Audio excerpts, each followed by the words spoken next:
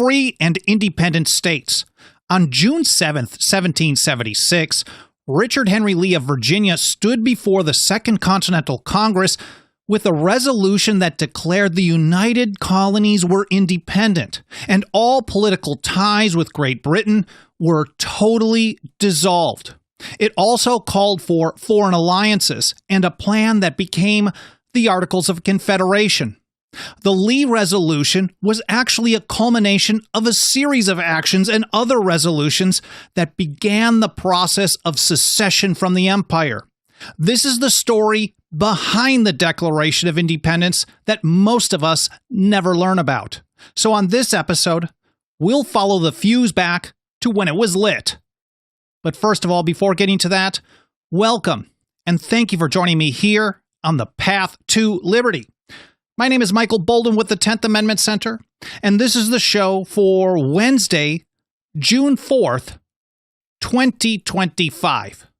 So let's set the stage. First of all, on May 10th, 1776, a resolution drafted by John Adams and supported by Richard Henry Lee passed out of the Continental Congress, the Second Continental Congress. It actually called on the colonies themselves to form new governments. This is, in essence, a de facto Declaration of Independence from the empire. Here's a key part of it. Resolved that it be recommended to the respective assemblies and conventions of the United Colonies, where no government sufficient to the exigencies of their affairs hath been hitherto established, to adopt such government as shall in the opinions of the representatives of the people best conduce to the happiness and safety of their constituents in particular, and America in general.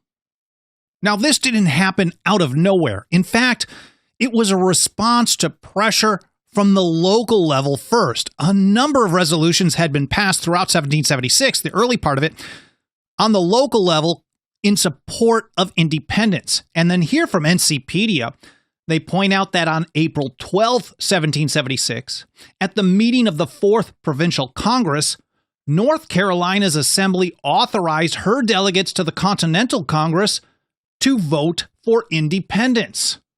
Now, these became known as the Halifax Resolves, and I believe they were the first official colony-wide action in full support of declaring independence.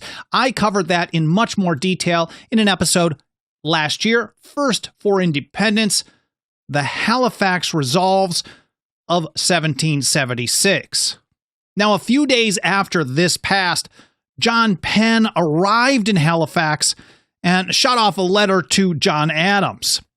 He said, "We are endeavoring to form a constitution, as it is thought necessary to exert all the powers of government. You may expect it will be a popular one." He continued, "Please give my compliments." Of course, Adams was in the Continental Congress. "Please give my compliments to your brother delegates, and also to the gentlemen of Virginia. I had not time to write to them.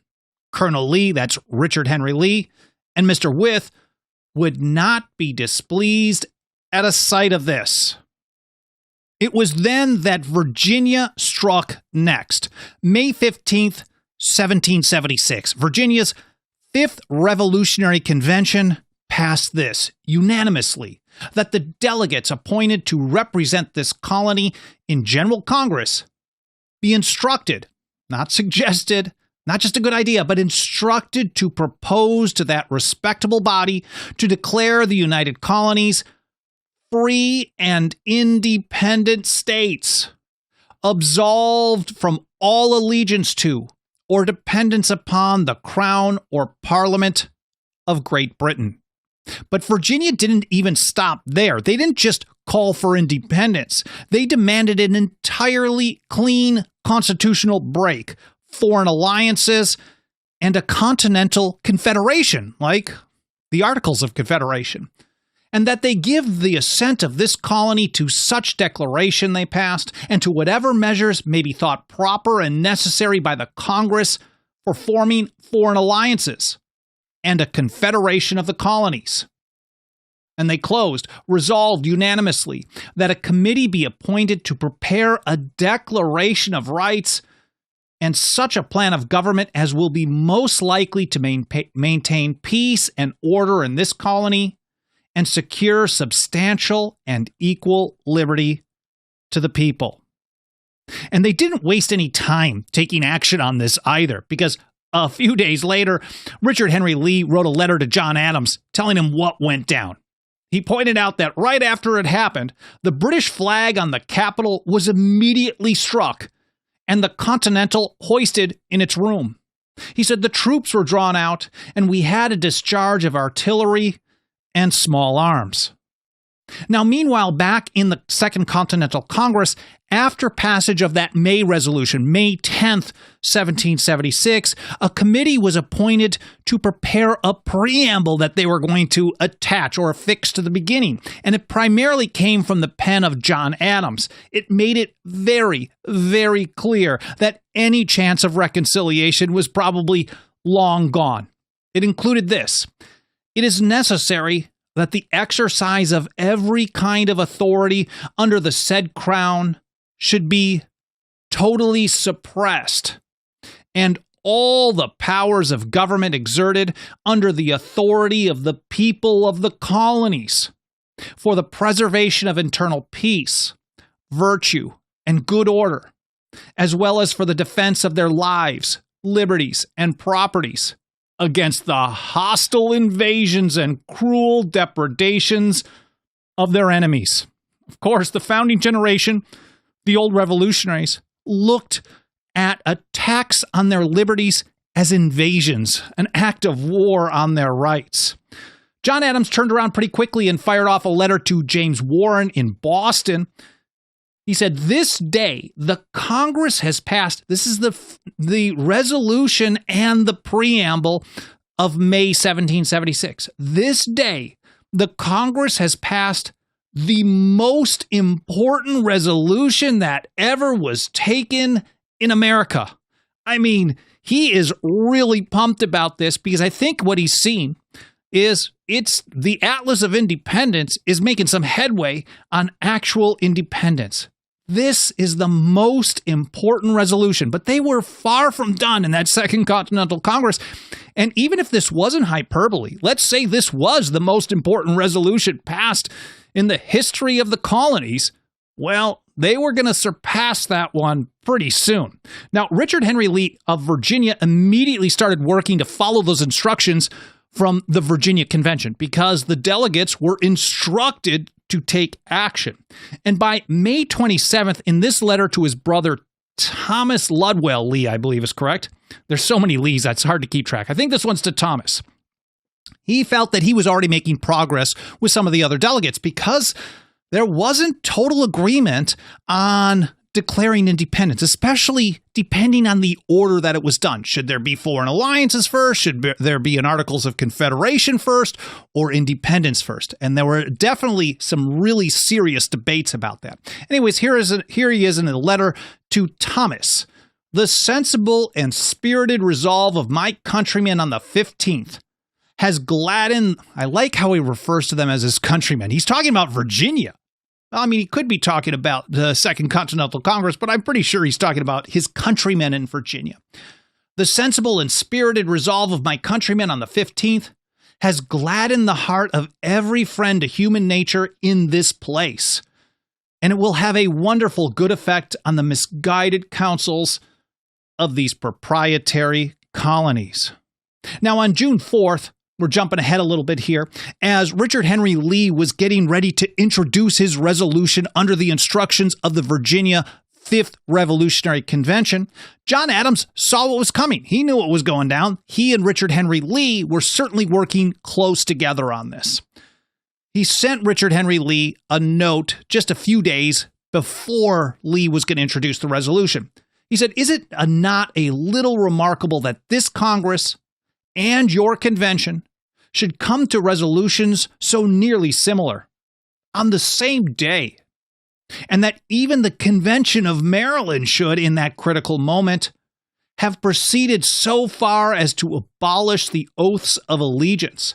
notwithstanding that some of their other resolves are a little eccentric. So he's really just focusing on the fact that both the Second Continental Congress and the Virginia Convention were taking very similar measures, similar approaches, similar strategies with their resolutions of May of 1776. On Friday, June 7th, Richard Henry Lee rose in the Second Continental Congress with instructions from Virginia and the weight of history on his shoulders. First, the core of everything. The colonies were no longer British. They weren't asking permission. They weren't negotiating. They were finished. And this is from Lee's resolution. Resolved that these united colonies are, and of right ought to be, free and independent states. That they are absolved from all allegiance to the British crown. And that all political connection between them and the state of Great Britain is and ought to be totally dissolved. That alone would have lit the fuse, but Richard Henry Lee did not stop there.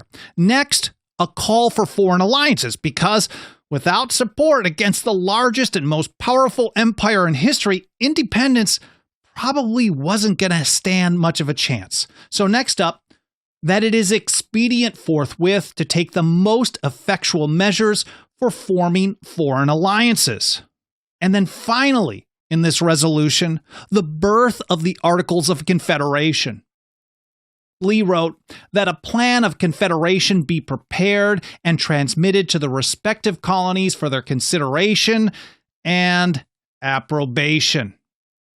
I'm going to get to the vote on this and everything that followed next, all the way up until July of 1776 in just a moment, but I want to point out that I realize I'm citing a lot of original source documents here and I'm blasting through it pretty quickly, but it's my hope that this serves as sort of a highlight reel and encourages you to do a little bit more research on this on your own time. And if you're that type of person, you are in luck because the TAC's got your back.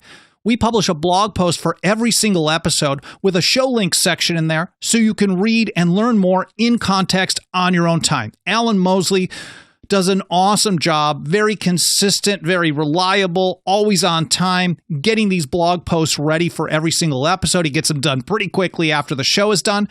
And as long as my outline and my notes are done pretty well, I do my best on this, Alan will have that show links section with the reference links that I mentioned, generally in the order that I go through them in the episode. Again, so you can read and learn more in context on your own time. Of course, we also have that other episode on the Halifax resolves that you should check out, plus a bunch of other stuff that I'll be covering going through the rest of the show. Alan will get that organized. I will get it published a couple of hours after this live stream is done over at 10thamendmentcenter.com/path to liberty. Again, 10thamendmentcenter.com/path to liberty. Okay, let's go back to June 7th, 1776. Richard Henry Lee of Virginia had just introduced his resolution that declared independence, called for foreign alliances, and confederation. The motion got a second almost immediately by John Adams, but a vote on it would have to wait because the Congress also passed this. Resolved that the consideration of them be referred till tomorrow morning, and that the members be enjoined to attend punctually at 10 o'clock in order to take the sailing into consideration. Now, you might be surprised to know that there was some pretty vicious opposition to the Lee resolution when it was introduced on June 7th, 1776. Here's how Edward Rutledge described the situation in a letter to John Jay the following day. It's fascinating that he uses this language. The sensible part of the House opposed the motion. So those people who were in favor of the entirety of the Lee resolution, as we'll find out, they were the crazies, basically. And it was the sensible, the smart people, the cautious people, the ones with good strategy, all that stuff. Those are the ones that opposed it. He said they had no objection to forming a scheme of a treaty, which they would send to France by proper persons, and uniting this continent by a confederacy. Now, it wasn't that they were all opposed to the idea of independence. It's just that there was a certain faction of them that definitely wanted to either have those alliances in place first. Rutledge, for example, he did end up getting on board. John Dickinson is another one. He did not sign. He abstained, but then went and fought on the front line. So the idea was, yes, we're in favor of independence, but some of them thought it was a bad choice strategically to not have the alliances first or the Articles of Confederation in place. Because basically the idea was, well, we're asking for kind of a connection with these other countries to support us in what is going to be pretty crazy war against the British, and we don't even have a union of our own. Anyways, this is how Rutledge continued that letter. He said, they saw no wisdom in a declaration of independence, nor any other purpose to be answered by it, but placing ourselves in the power of those with whom we mean to treat, so organize a treaty with, giving our enemy notice of our intentions before we had taken any steps, to execute them and there, by enabling them to counteract in our intentions and rendering ourselves ridiculous in the eyes of foreign powers, by attempting to bring them into a union with us before we had united with each other. So that seems like a kind of a genuine way to approach this. I think there was a very realistic strategic mentality here. Thomas Jefferson described the opposition basically the same way. It was more of a question of timing and strategy. He said it was argued by Wilson, so James Wilson, Robert R. Livingston, plus Rutledge and Dickinson, that though they were friends to the measures themselves, all of them, including the independents, and saw the impossibility that we should ever again be united with Great Britain, yet they were against adopting them at that time. And we can see that at this point, there was some pretty strong opposition. I've seen a few places say that John Hancock just decided to kick it back. But on Monday, the 10th, when the debate came back, it was pretty intense. And by a vote of 7 colonies to 5, they delayed the vote one more time on Richard Henry Lee's resolution. Here from the Journal of the Continental Congress, June 10th, 1776, resolved that the consideration of the first resolution, this is just independence, be postponed to this day in 3 weeks. That's July 1st. And in the meanwhile, that no time be lost in case the Congress agree thereto. So recognizing that they may not go forward with this independence thing, but just in case we don't want to lose any time, let's get something prepped. They said that a committee be appointed to prepare a declaration to the effect of the said first resolution, which is in these words, again, that these united colonies are, and of right ought to be free and independent states, that they are absolved from all allegiance to the British Crown, and that all political connection between them and the state of Great Britain is and ought to be totally dissolved. On June 11th, a committee was formed to draft that Declaration of Independence, just in case they decided to go with it in Congress. Today we call it the Committee of Five. It included Thomas Jefferson, John Adams, Benjamin Franklin, Roger Sherman, and Robert R. Livingston. And the following day, on the 12th, they formed 2 more committees. One, of course, for forming treaties, because that was such a big deal. And that included John Dickinson, John Adams, Benjamin Franklin, Benjamin Harrison, and Robert Morris. And then they had another committee to draft an Articles of Confederation. And that included 1 member from each colony, and it was chaired by John Dickinson. I believe that the original draft that we have that still survives of the Articles was written in Dickinson's hand, but that's just an interesting side note. But by July 1st, when they're ready, they've already gone 3 weeks. There's a lot of backroom discussions and dealings on this. They still do not have unanimous vote in support of declaring independence. And Thomas Jefferson explained what went down. He said, on Monday, the 1st of July, the House resolved itself into a committee of the whole and resumed the consideration of the original motion made by the delegates of Virginia. I believe Richard Henry Lee was long gone at this point, back in Virginia, getting things set up there. The new governor, Patrick Henry, all that stuff was going on. But they were ready to debate. And Jefferson continued, which being again debated through the day, this is a long debate, pretty serious, was carried in the affirmative by the votes of New Hampshire, Connecticut, Massachusetts, Rhode Island, New Jersey, Maryland, Virginia, North Carolina, and Georgia. They had 9 yes votes all the way to July 1st, 1776. A handful were not saying yes. What's going on? Jefferson pointed out that South Carolina and Pennsylvania voted no. They voted no on independence as late as July 1st, 1776. Delaware had 3 delegates. One of them was 80 miles away or so, Caesar Rodney. The other 2 were split, so Delaware was divided. And then he points out that the delegates for New York couldn't vote yes. They were actually instructed to not vote for independence. It's old instructions. Here's how Jefferson described it. The delegates for New York declared they were for it themselves and were assured their constituents were for it, but that their instructions having been drawn near a 12-month before, when reconciliation was still the general object, they were enjoined by them to do nothing which should impede that object. You don't hear about delegates in government following rules or instructions too often. So that, to me, I thought was pretty fascinating. So the vote was delayed one more time. All these delays on declaring independence because they really wanted it to be unanimous. On July 2nd, Jefferson explains how it was passed.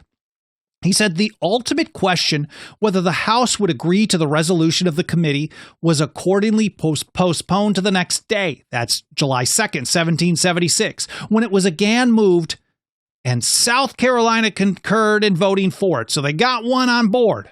In the meantime, a third member had come post from Delaware counties and turned the vote of that colony in favor of the resolution.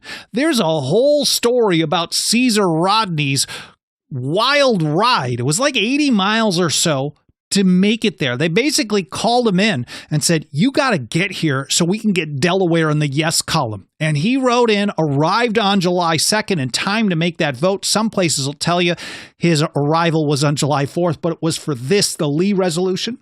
And Jefferson continued, members of a different sentiment attending that morning from Pennsylvania also, their vote was changed, so that the whole 12 colonies who were authorized to vote at all gave their voices for it. And within a few days, the Convention of New York approved of it by their votes and thus supplied the void occasioned by the withdrawing of their delegates from the vote.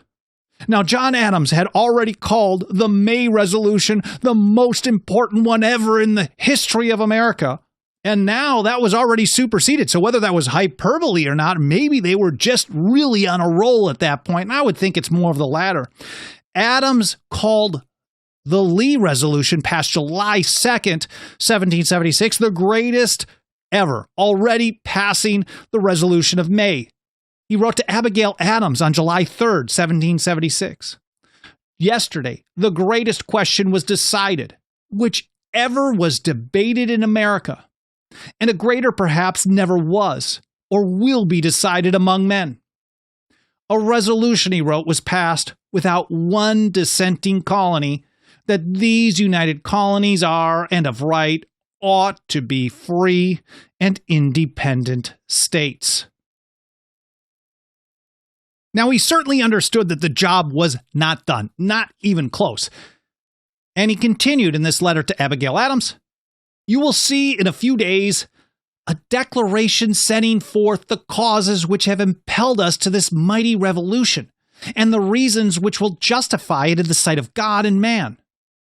A plan of confederation will be taken up in a few days.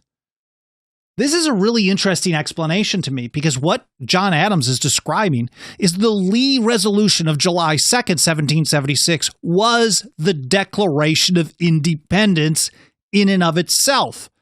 And what we know as the Declaration of Independence was just a declaration of why they were declaring independence. And that's actually something very similar to what they did in July of 1775. Just a couple of months after the shot heard around the world, the fighting had really been raging since Lexington and Concord, and they passed, drafted by Thomas Jefferson and John Dickinson, the Declaration of the Causes and Necessity of Taking Up Arms, which didn't go through all their grievances, but it explained why they were doing the fighting, why they were fighting back. And so Adams saw this very similar. The Declaration of Independence was already done on July 2nd. Now, he still wasn't finished here because he fired off a second letter to Abigail Adams on July 3rd, 1776.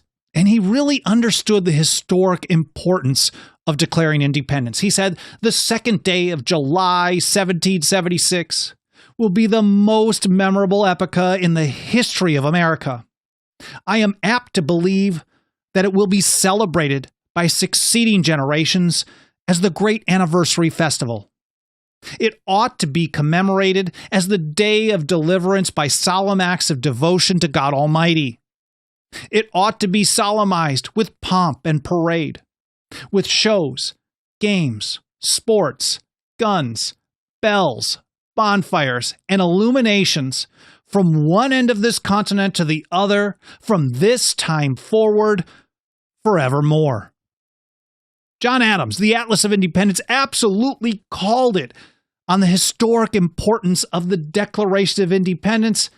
He just got the date wrong, so not too bad for a prediction on that one, because the Declaration of Independence is the one that we talk about today. The celebrations are on July 4th, but the fuse was lit months earlier, and on June 7th, when Richard Henry Lee stood and said, "Free and independent states," and the vote to secede, making the ties with Great Britain totally dissolved, was on July 2nd, 1776.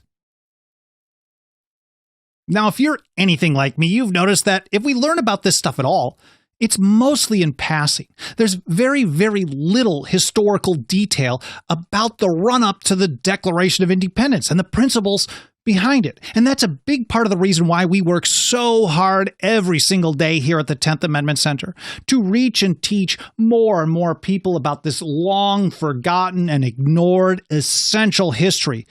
And we're just about to hit our 19-year anniversary at the end of June 2025, and we've been working day in and day out, month in and month out, year in and year out, to reach and teach more people about these essential founding principles behind the Constitution, the American Revolution, from the founders, from the old revolutionaries, and from the great thinkers that they read and learned from. And nothing helps us do this work more than the financial faith and support of our members. If you got a couple of bucks of that dirty government fiat, please consider throwing it our way over at 10thamendmentcenter.com/members. Our membership program starts out at just $2 a month. If you want to make a birthday gift to the TAC, nothing would be more awesome. We also have annual, 5-year, and lifetime options. Again, that's 10thamendmentcenter.com/members. Or if you want to help us out financially, but you're not into becoming a member, that's totally fine. I love you one way or the other. I'm very grateful no matter what. You can make a one-time contribution, or if you're already a member and you want to help us out a little bit more, of course, no pressure, but I want to make sure you know how to do that.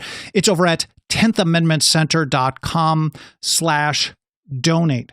Of course, there are also a bunch of free and easy-peasy things that you can do to help us spread the word, primarily triggering algorithms of these mainstream platforms that you may watch or listen on. You can do things like leaving a review on Apple Podcast or any other podcast platform. On YouTube, for example, watch time percentage is a real big one. So a 10-minute video with 10 minutes watch is 100%, but with 20 minutes is 200%, and that's way, way better. Of course, hitting the like button, comments in the archive, sharing links, subscribe, get notifications, all the various ways that you can interact with the platforms. Sharing the links, of course, is a big one as well. All those things will help us spread the word. We are reaching way more people than I ever thought possible, but we're still scratching the surface. So thank you so much for any consideration you can give to your support financially. Otherwise, combination of the two. I really appreciate you being here. I hope you enjoyed this episode. I hope it was super interesting. I hope it was maybe a little entertaining from time to time, but more important than anything, I hope it made you think, and I hope you learned something. Thanks again for spending some of your time with me today. I look forward to seeing you next time here on the Path to Liberty.